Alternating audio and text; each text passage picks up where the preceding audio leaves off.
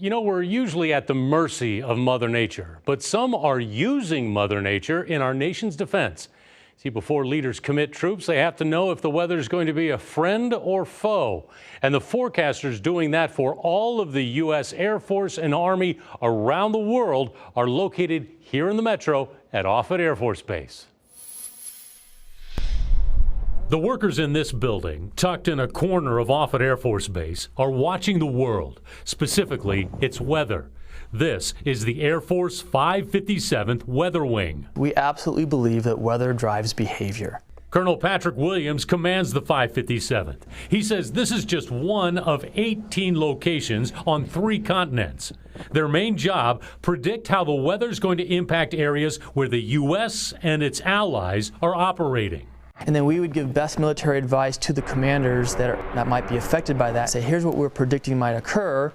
And then through the planning process and through the rest of the staff that works with that, figure out what kind of mitigating actions should we take as a result of that to minimize the impacts of the weather event going on. Doing that is a huge operation, driven by this huge computer in the basement of their building. We send off roughly 92 terabytes a day. We'd like to think that we're the most capable forecasters on the globe. Master Sergeant Nicholas Hoots is assigned to the 557th First Weather Group. I make sure that people are following the rules. Making sure requirements are being met, that watches, warnings, and advisories they're sending out are, well, accurate. It's easy to build a forecast and send it out to the masses. It's not so easy to say, hey, at the end of the day, your effort and your work netted a benefit to whomever, use that product. And to help the forecasters do their job better, there's a virtual reality system set up in one of the offices.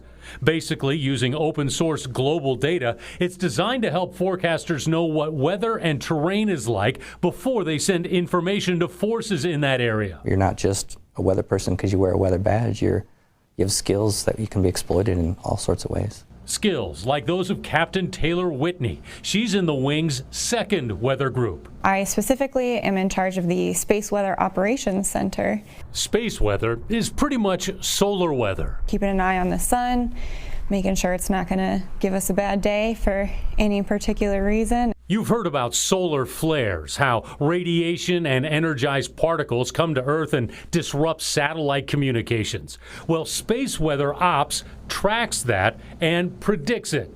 And Whitney says the sun is pretty predictable. So it's an 11-year cycle, and in the next probably 3 years we'll be hitting our solar maximum, which means that all of that activity and that increased trouble that the sun has given us is going to be even more than it has been for the last few years. And Whitney says it's critical to know what the sun's going to do so they can disseminate that data and get it to the decision makers. So that those folks can then use that information, whether it's for their own mission or to impact how the adversaries are going to behave. And that goes for all the information being sent out by these Air Force weather warriors. Forecasts, intel, cyber, anything, as they say, that empowers decision makers to choose the weather for battle and achieve our nation's objectives. Weather is probably the first thing that you should consider and the last thing you consider as well, and everything in between.